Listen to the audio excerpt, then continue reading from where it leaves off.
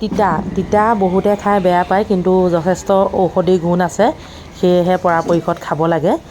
এনেধৰণে বইল কৰাৰ আগত তিতা ফুলখিনি সুন্দৰকৈ ধুই ল'ব লাগে। তাৰপিছত এতিয়া বইল কৰাৰ পাছত এই পানীখিনি কি কৰিম আপোনালোকে জানেনে? হয়তো বহুতে নাজানে, মই জুইতে বইল কৰি আছোঁ। এয়া চাওক, ইতিমধ্যে তিতাখিনি বইল কৰা হৈ গ'ল। এটা খৰাহীত ঢালি দিলোঁ। এই পানীখিনি সম্পূৰ্ণ এৰাতি ঠাণ্ডা কৰিম। এটা চিচাৰৰ বটলত ভৰাই ফ্ৰিজত ভৰাই থৈ দিম।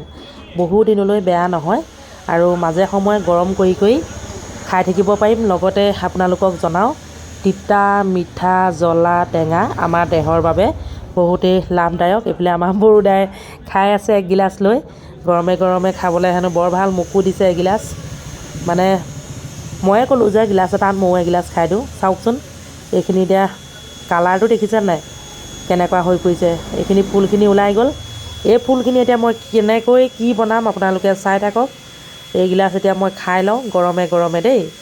এইফালে আকৌ আৰু এটা কাম কৰি আছোঁ, সেইটো হৈছে এইয়া আলু অলপ বইল কৰি ল'লোঁ, তিতা ফুলখিনি গুচাই ল'লোঁ ধুনীয়াকৈ। পিঁয়াজ, জলকীয়া, আদা, এইফালে কেঁচা কেঁচা ধনিয়া পাত সকলোখিনি গোটাই ল'লোঁ। এতিয়া মই পিটিকা বনাম, মানে আলুৰ লগত ভাজিও খাব পাৰে, কিন্তু মই আলুৰ লগত আজি পিটিকা বনাই পেলাইছোঁ। যিসকলৰ ডায়েবেটিছ আছে তেওঁলোকে বাৰু ধৰক আলু নিদিয়াকৈ পিটিকা বনাই খাব। বাকী সকলো মছলা ইয়াতে যোগ কৰি দিলোঁ আৰু এনেধৰণে পিটিকা কৰি খাবলৈ বৰ ভাল।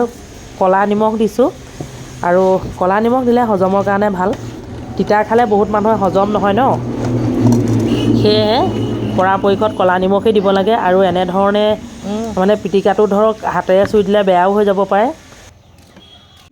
ইতিমধ্যে তিতা ফুলৰ পিটিকা হৈ গ'ল। এইফালে ভাগ কৰি থৈছোঁ, মানে আমাৰ মানুহ ঢেৰ যে, এনেকৈ ভাগ কৰিব লাগিব চবলৈকে। স্বাস্থ্যৰ বাবে বহুতেই ভাল, সেইটো সকলোৱে জানে, আৰু বহুতো ঔষধি গুণ আছে, সেয়েহে খাব লাগে দেই। আৰু কেনেকুৱা লাগিলে সেইটোও জনাব দেই। আজিলৈ আহিছোঁ, বাই বাই। আকৌ কালিলৈ লগ পাম। তিতা ফুলৰ পিটিকা,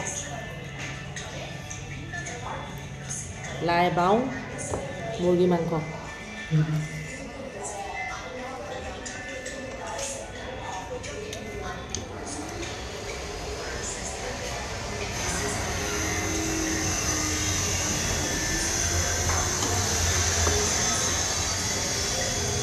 উখোৱা চাউলৰ ভাত।